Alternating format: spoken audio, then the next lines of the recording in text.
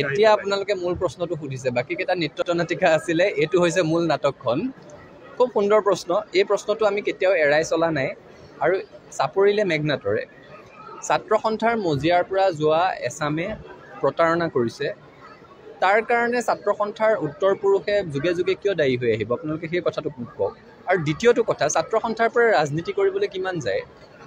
1% যায় খুব বেছি এই কথাটো আমি দীঘলীয়াবাৰ কৈছোঁ আৰু যেতিয়াই সোধে মই কৈ ভাল পাওঁ আচলতে ছাত্ৰ সন্থাৰ পৰা 1% নেতা ৰাজনীতি কৰিবলৈ যায় বাকীসকল কোন আপোনালোকৰ মোৰ সন্মুখত বুমটো ধৰি থকা সাংবাদিক কেইগৰাকীৰ মাজতে হয়তো বহুতে ছাত্ৰ সন্থা আগতে কৰি আহিছে ছাত্ৰ সন্থা কৰা একাংশ কৰ্মকৰ্তা সাংবাদিক হৈ জীৱিকা নিৰ্বাহ কৰি আছে কোনোবা শিক্ষক হৈছে কোনোবা ব্যৱসায়ী হৈছে কোনোবা গেলামালৰ দোকানী হৈছে কোনোবা খেতিয়ক হৈছে কোনোবা বিজ্ঞানী হৈছে কোনোবা অভিযন্তা হৈছে বিশ্ববিদ্যালয়ৰ উপাচাৰ্য হৈছে এই 99% সমাজত বিভিন্ন ক্ষেত্ৰত বিভিন্ন ধৰণেৰে সন্মান সহকাৰে জীৱিকা নিৰ্বাহ কৰি আছে 1% ৰাজনীতিত যায় আৰু ৰাজনীতিত যোৱা সকলোৰো একাংশই লুটিবাগৰ মাৰে পাভলুটি মাৰে প্ৰতাৰণা কৰে গতিকে সেই 1% কেতিয়াও গোটেই সংগঠনটোৰ লাখ লাখ নিষ্ঠাবান বৰ্তমানৰ কৰ্মী আৰু প্ৰাক্তন কৰ্মীক জোখাৰ মাপকাঠি হ'ব নোৱাৰে সেই কথাটো আমি বাৰে বাৰে ক'বলৈ বিচাৰিছোঁ আৰু দ্বিতীয় কথাটো হৈছে 85 চনৰ পৰা এতিয়ালৈকে 40টা বছৰ পাৰ হ'ল অসম চুক্তি স্বাক্ষৰ হোৱা এই 40টা বছৰত যে কেৱল আছু কৰা কৰ্মীসকলেই গৈ তাত নেতা হৈ আছে তেনেকুৱা নহয় এই 40টা বছৰত AGP BJP Congress CPI CPM সকলো দলেই দিছপুৰ আৰু দিল্লীত শাসনৰ বাঘজৰী চুবলৈ সক্ষম হৈছে কিন্তু অসমৰ জাতিৰ যিসমূহ স্থায়ী সমস্যাৰ সমাধান কৰিব লাগে সেই সন্দৰ্ভত কোনোটো ৰাজনৈতিক দলেই আগ নাবাঢ়িলে আৰু ৰাজনৈতিক দলসমূহে যেতিয়া ৰাইজৰ হৈ কাম নকৰে এটা প্ৰেছাৰ গ্ৰুপ হিচাপে এটা ছাত্ৰ সংগঠন হিচাপে সদৌ অসম ছাত্ৰ সন্থাৰ দায়িত্বটো হৈছে যে ৰাইজৰ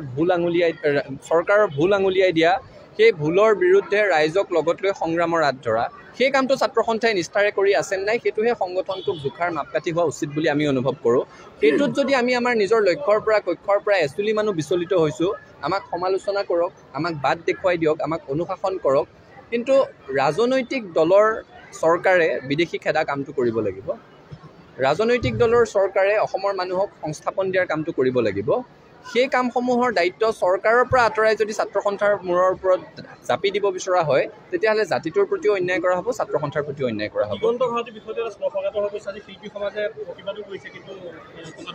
চাওক দিগন্ত ভাৰতী অসমৰ সাংস্কৃতিক জগতৰ এক সম্পদ তেখেত উদযাপনৰ যোগ্য অপমানৰ যোগ্য নহয় আৰু পূব গুৱাহাটী বিহু সন্মিলনীৰ এক দীঘলীয়া ঐতিহ্য আছে আৰু খুব জ্যেষ্ঠসকল তাৰ সৈতে জড়িত হৈ আছে বিহুখনৰ এজন ব্যক্তিয়ে বিহুখনৰ সকলো পৰিচালনা সমিতিৰ বা বিহু সন্মিলনীখনক প্ৰতিনিধিত্ব নকৰিব পাৰে